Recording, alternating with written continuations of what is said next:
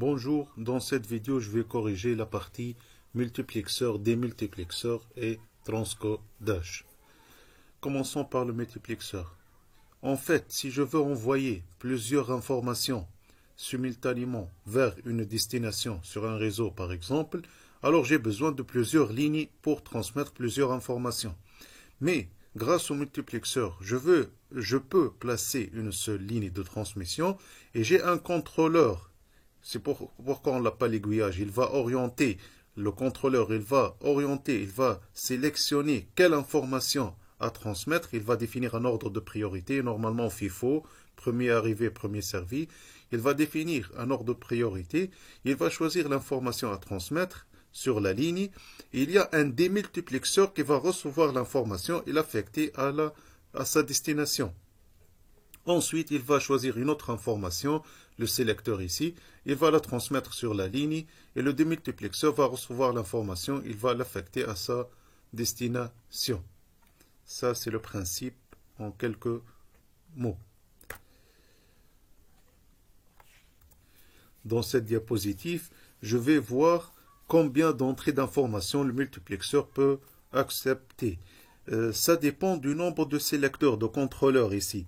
Si j'ai un seul contrôleur, alors c'est 2 puissance 1 entrées. Si j'ai deux sélecteurs, deux contrôleurs, alors le multiplexeur il peut accepter 2 puissance 2 entrées, c'est-à-dire 4 entrées. Si par exemple j'ai 4 sélecteurs ici, 4 contrôleurs, alors le multiplexeur peut accepter 2 puissance 4 entrées. Normalement 16 entrées. Passons maintenant à l'exemple d'un multiplexeur 2 entrées, une sortie. Normalement, dans un examen, vous devez, ou la question qui sera posée, c'est donner la table de vérité d'un multiplexeur 2 entrées, une sortie. Je vais vous montrer comment implémenter la table de vérité de ce multiplexeur. Tout d'abord, le remplissage de la table, c'est comme on a fait avant la table de vérité. Ici, on a 3 variables. Alors, c'est 2 puissance 3 combinaisons, c'est-à-dire 8 lignes. Ici, il y a 8 lignes, 8 lignes. 2 puissance 3 combinaisons, car il y a 3 entrées ici. Le remplissage, même principe, 4, 0, 4, 1, 0, 0, 1, 1, 0, 0, 1, 1, et 0, 1, 0, 1, 0, 1, 0, 1. Ça, c'est le remplissage de la table de vérité. Maintenant, et le plus important, c'est de terminer la sortie. Est-ce que dans la sortie, on aura des 1 ou des 0? La règle qu'on va appliquer, si A, le sélecteur ici, A, et pourquoi ici j'ai 2 entrées? Car j'ai un seul sélecteur. Alors c'est 2 puissance 1, c'est 2 entrées. La sortie S va dépendre de quoi? Va dépendre de l'état du contrôleur, du sélecteur, de l'entrée de sélection. Si A est égal à 0, alors la sortie va avoir le même état que l'état de E0. Et si A est égal à 1, la sortie va avoir le même état que E1. J'ai mis les couleurs ici pour vous simplifiez la chose. Alors S va être égal à quoi? Comme A est égal à 0 ici, alors S va avoir le même état que E0. 0, 1, 0, 1, 0, 1. Même état que E0, selon le principe du multiplexeur. Il n'y a pas de changement, toujours c'est le même principe. Multiplexeur, 2 entrées, une sortie, c'est le même principe. Maintenant, si l'état de A est égal à 1, alors la sortie va dépendre de l'état de E1. Normalement, ici, je vais avoir 2, 0, 2, 1. 2, 0, 2, 1. C'est l'état de E1. Ça, c'est la table de vérité d'un multiplexeur à 2 entrées. Ensuite, il vous sera demandé de donner l'équation simplifiée de multiplexeur 2 entrées, une sortie. Pour simplifier, on utilise la table de Carnot. Et on a fait avant des tables de Carnot. Je vais faire rapidement. Par exemple ici, comment j'ai mis les 1? J'ai sorti ici 1. Alors E0, E1A. E0, E1A. 1, 0, 0. 1, 0, 0. Ça c'est le premier 1. 0, 1, 1, 0. 1, 1, 0. Deuxième 1. Ce 1 là, 0, 1, 1, 0, 1, 1, ça c'est troisième 1. Le quatrième 1, 1, 1, 1, 1, 1, 1. L'intersection, c'est ici. On fait des regroupements de multiples de 2 et l'équation sera cette équation-là. Si on vérifie, ici, on a A bar et la variable qui ne change pas E0, ici E0 A bar. E0 A bar. Et ici, on a A et la variable qui ne change pas d'état, c'est E1. A1, E1. E1 A. C'est juste. Ensuite, vous êtes demandé de faire le logigramme. Vous connaissez les schémas, comment faire un logigramme. Passons maintenant à un multiplexeur à 4 entrées et une sortie. Pourquoi ici c'est 4 entrées? Car on a deux sélecteurs. Alors 2 puissance 2, c'est 4. On aura 4 entrées. Normalement, 4 entrées plus 2 sélecteurs, c'est 6 variables. 6 variables, normalement, on aura une table de vérité de 2 puissance 6 lignes, c'est-à-dire 64 lignes. Alors, pour simplifier, pour ne pas mettre 64 lignes, on va seulement, le besoin, c'est toujours d'avoir la sortie S. Si je veux mettre 64 lignes, ça sera un travail énorme. Alors, il y a une règle de simplification dans un multiplexeur à 4 entrées. Je peux définir la sortie S, ça c'est mon problème. La sortie va être quoi? Est-ce que c'est la sortie de E0 ou E1 ou E2 ou E3? La sortie, elle dépend des états de sélecteur. C'est-à-dire, S ici, la sortie va être égale à quoi? Et si j'ai 0, 0, 0, 0 c'est en binaire.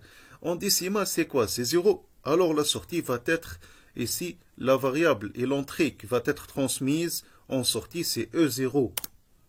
E0. Pourquoi? Car c'est 0, 0 ici. Alors 0, 0 en binaire, en décimal, ça devient 0. Alors la sortie, c'est E0. Quelle est la sortie dans la deuxième ligne de la table de vérité de multiplexeur 4 entrées en une sortie? La sortie ici on a 0, 1. 0, 1, ça c'est en binaire. En décimal, c'est égal à 1. Alors la sortie, c'est E1. C'est pourquoi on a mis E1. Ici, on a 1, 0. 1, 0 en binaire. En décimal, ça devient 2. Alors la sortie, c'est E2. E2 va être transmise dans le multiplexeur. Les sélecteurs vont transmettre l'information E2 à la sortie S. Maintenant, 1, 1, alors la sortie c'est égal à quoi? 1, 1, c'est 3 en décimal. Alors la variable qui va être transmise, c'est l'entrée 3 qui va être transmise à la sortie. C'est E3. Il y a un ordre ici. C'est pas un ordre au hasard. Hein. C'est grâce à cette conversion-là.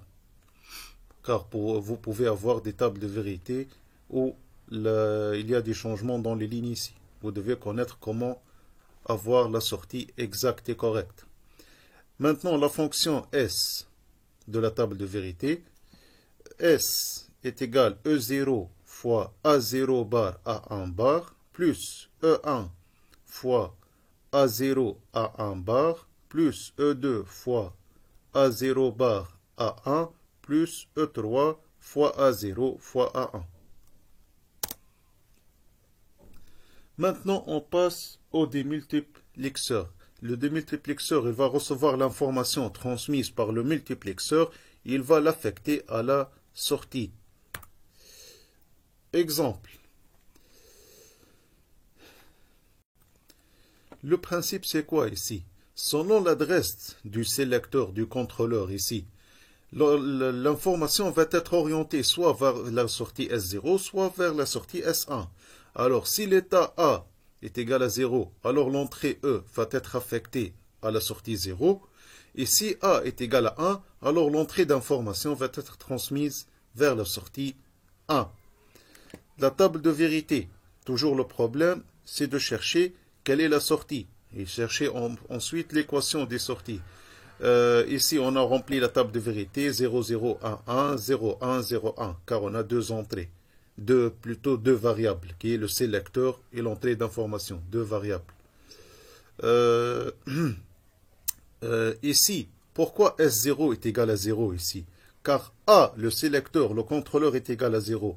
Alors S0 va prendre E, l'état de E. Et on met 0 dans S1.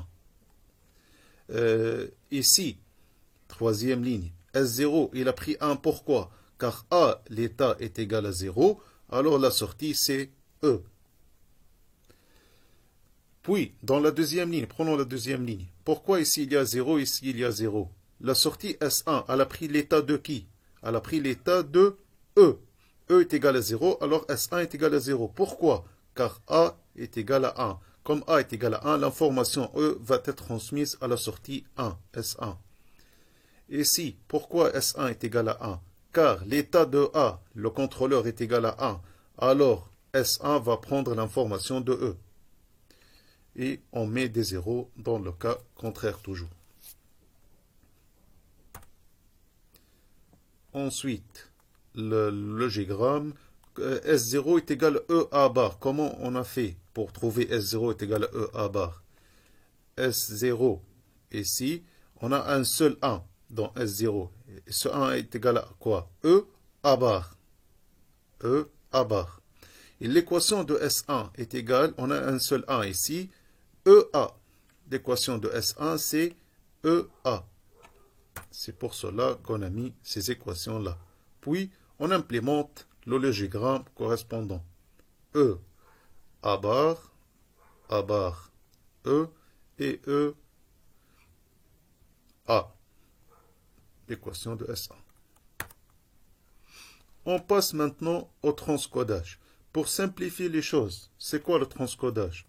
Le transcodage, c'est un circuit électronique qui va transformer une information présente ici en entrée sous forme de code 1 en une information sous forme de code 2. Pour simplifier les choses, il va convertir les chiffres, par exemple, de décimal vers binaire ou de binaire vers décimal ou vers octal ou hexadécimal.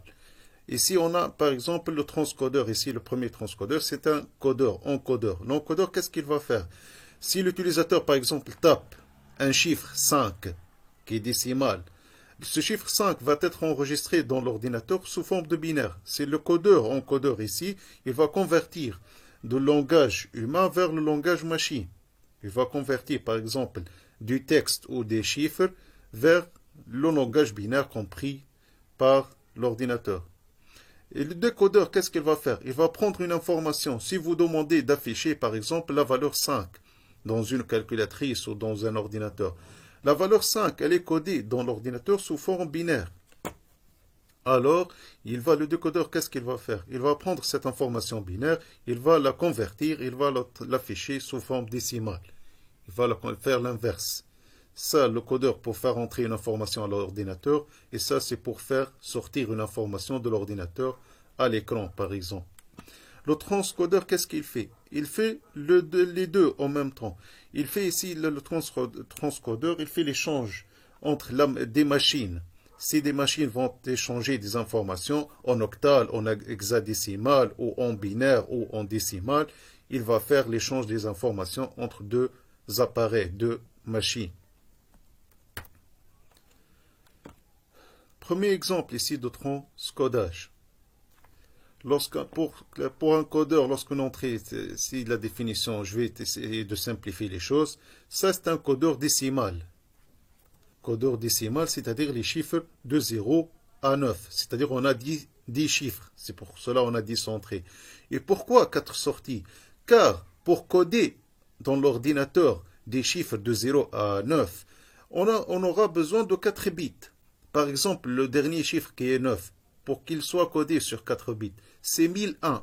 1, 0, 0, 1, 8 plus 1. Alors, j'ai besoin seulement de 4 sorties, car c'est un codeur décimal. Si, par exemple, je vais coder des chiffres 25, 30, alors j'aurai besoin de plusieurs sorties, de 5, 6, 8 sorties, deux puissances seulement. Le plus important, c'est des puissances de 2. On aura besoin de plus de sorties.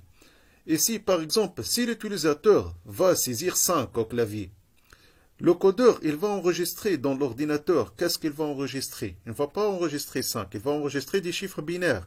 C'est pour cela, dans les 4 sorties, qu'est-ce qu'il va placer ici?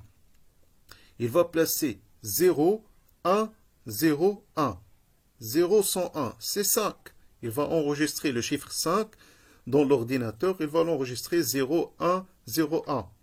Si par exemple, dans un examen, il vous demande de donner les sorties selon l'entrée, par exemple l'entrée 7.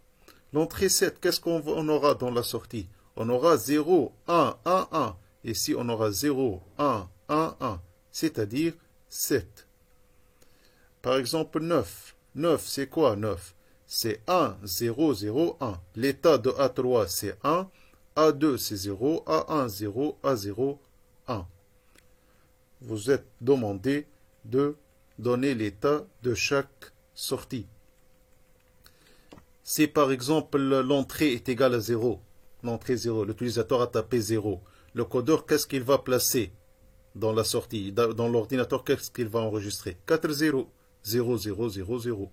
Si l'utilisateur tape 1, ici, l'entrée est égale à 1, qu'est-ce qu'on aura ici? 0, 0, 0, 1, etc. Et j'ai donné ici plusieurs exemples.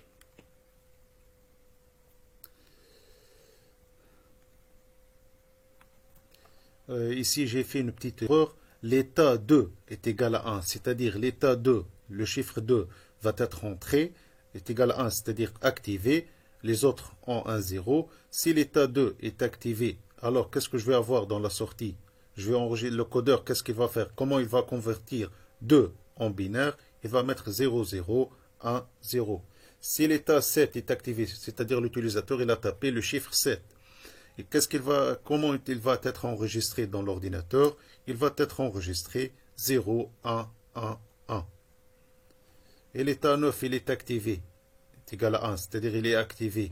Alors, les sorties, qu'est-ce qu'ils vont avoir? Ils vont avoir 1, 0, 0, 1.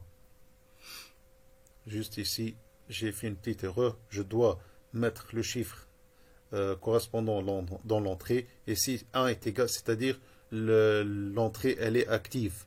Et les autres entrées sont désactivées.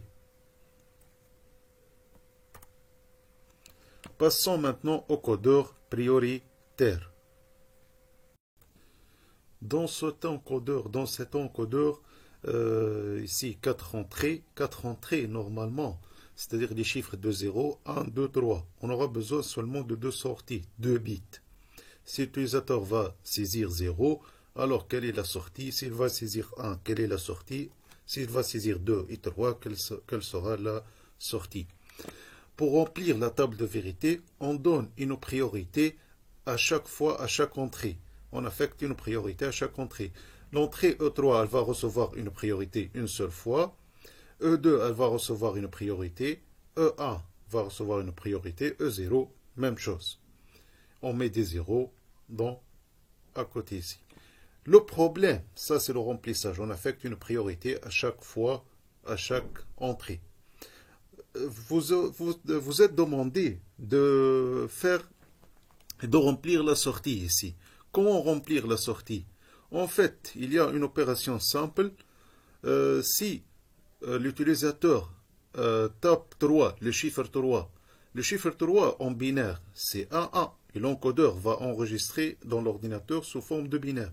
Si l'utilisateur tape le chiffre 3, alors la sortie de A0 de A1, c'est A1. C'est 1, 1. J'ai converti 3 qui est décimal en binaire pour avoir la sortie. Comment j'ai eu dans la deuxième ligne un 0? Comment?